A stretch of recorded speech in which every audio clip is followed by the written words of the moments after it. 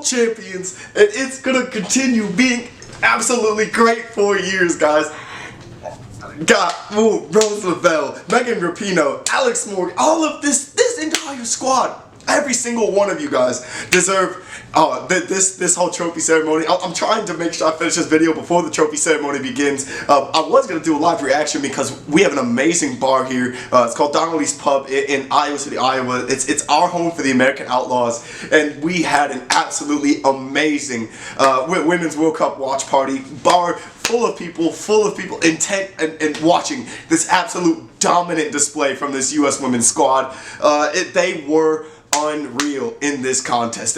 From start to finish, there was pretty much nothing to worry about. I mean, Nair had nothing to do in the back whatsoever. She was pretty much cleaning up long balls the entire game, and that's kind of what the Netherlands' plan was, to play long balls, just send them up, and then hopefully, hope to maybe go right through the middle of that, the U.S. defense, because we're not really quick in the back.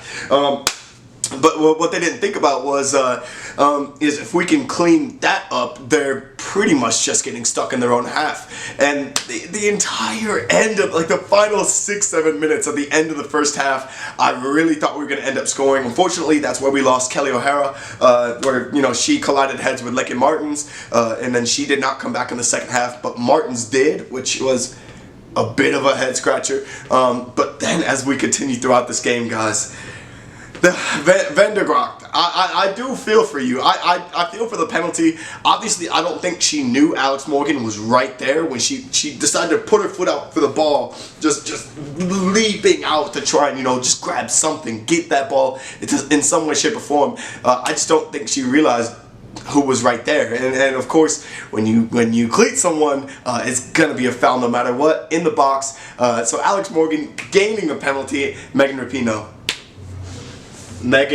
Rapinoe, my president, my MVP, out here doing the business, scoring yet another penalty. I know people could say, Alex Morgan probably has a better claim to the Golden Boot because she actually had most of her goals just in regular play, but she had 5 of those against Thailand. So, I mean, there's no reason to actually discredit either of them. They both earned every single bit of that Golden Boot, and they get to share it. And this is the great thing, is because, the controversy with the T celebration or the controversy with Megan Rapinoe's celebration doesn't matter, because they both are now back-to-back World Cup champions. They both get to share the Golden Boot, and they both get to share the memories of this amazing U.S. squad and this amazing Women's World Cup. I'm very, very happy that, at least where I'm from, we're going to get to see more of women's football, because the American League, the NWSL, National Women's Soccer League, is, they still have a season to play. They still have a couple more games left, and happily we can now, get a little bit more publicity towards it, because the major network ESPN here in the United States has picked up that. They're going to, show off some more games, and I'm so stoked that they are. This team deserves every bit of credit that they get going forward, and the players, the talent, the women's soccer league in general, it deserves to have an upgrade. It deserves to have investment. It deserves to have every single bit of what Europe is giving it, because if you guys haven't noticed, this World Cup was a big wake-up call to the rest of the world that Europe is a breeding ground right now for the women's game. 7 of the 8 quarterfinalists are European countries. Let's see if I can name them all. We have England, we have the Netherlands, we have France, Spain. No, not Spain. Sorry, U.S. eliminated Spain. But I already said Netherlands, Italy. Who else am I missing here? Germany. I'm missing one or two more. I cannot think of the other ones. But so I do apologize on that. Sweden. That's another one. I almost forgot Sweden, who also won the 3rd place game. So I mean, 3 of the 4 final teams as well. European. But the U.S. game deserves that investment. If we're going to be able to, hang on to this World Cup come 2023, we need that investment. We have the oldest squad in the Women's World Cup this year, so there's going to be a lot of turnover. We may not see Megan Rapinoe again. We're definitely not going to see Carly Lloyd again. Alex Morgan will be 34. A lot of these players are going to be up there in age, and it's just like the men's game where some age like fine wine and some don't, and it's unfortunate that way. However, we don't have to look forward to that just yet, because we get to enjoy this moment right here. It's absolutely amazing what this women's team has done. They've overcome all the adversity. To be honest, the France game felt like the toughest test.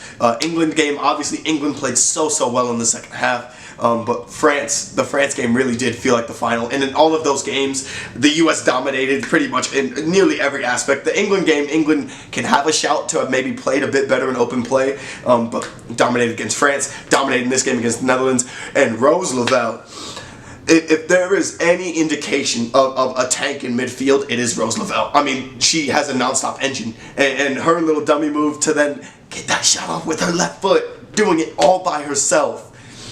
Nothing but props. Nothing but... If Megan Rapinoe is president, Alex Morgan's vice president, Rose Lavelle's the House Chambers person. I don't really know where I was going with that. But anyway, I'm way too hyped right now for the ending of this Women's World Cup.